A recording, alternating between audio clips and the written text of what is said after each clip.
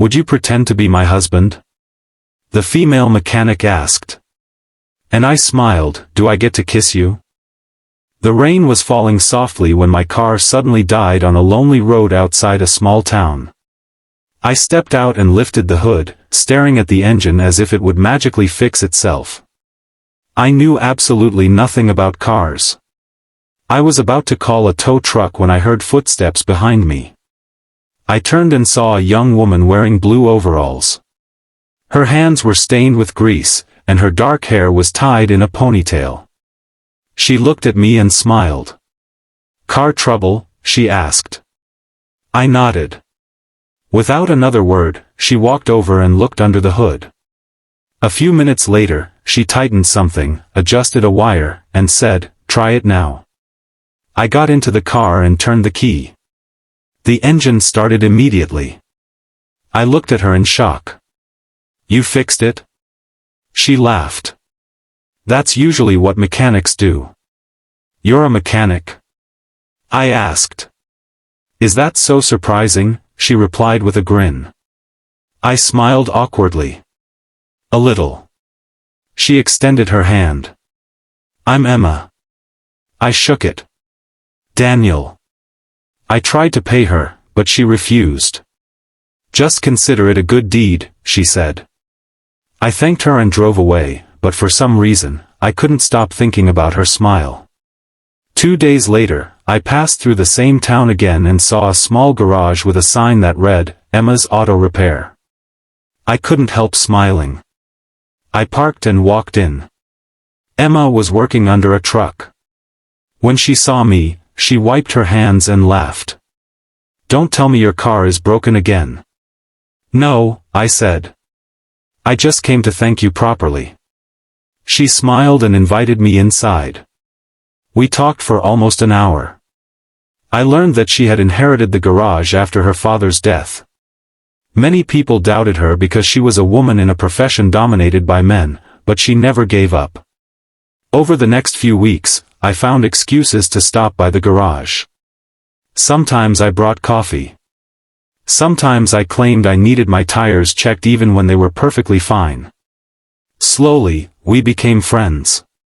Then one afternoon, I arrived and noticed that Emma looked worried. She was sitting on a stool, staring at the floor. "What's wrong?" I asked. She looked up at me.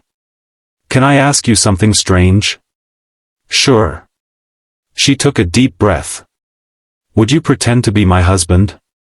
I blinked. "I'm sorry, what?" She sighed. "My aunt is coming tomorrow.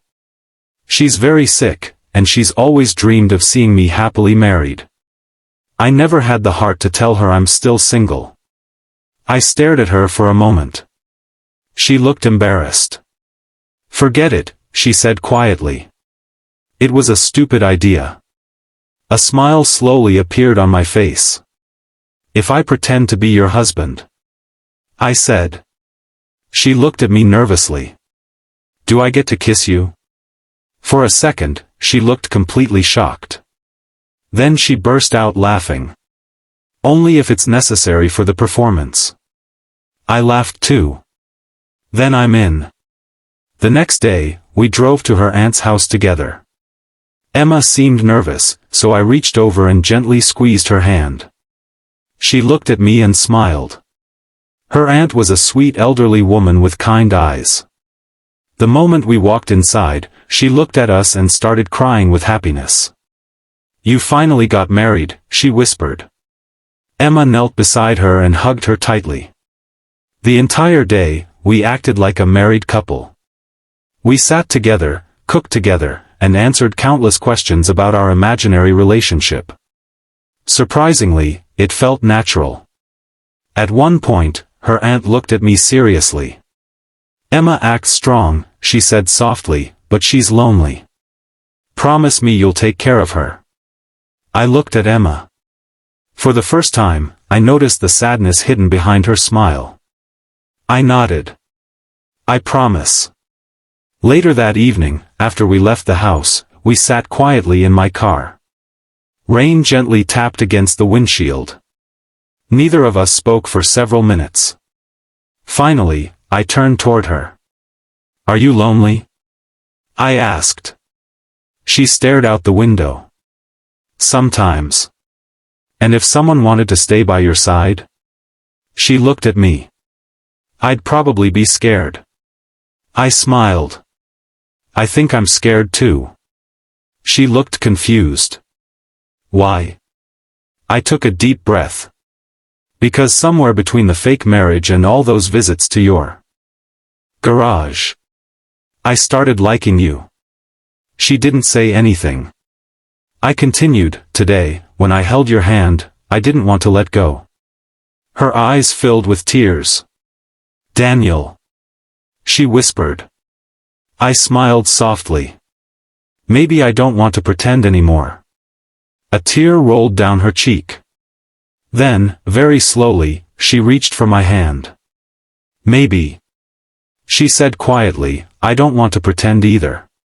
We both laughed softly through our tears. Outside, the rain continued to fall. I looked at her and smiled. "So, if I asked to kiss you now?" She laughed and wiped her eyes.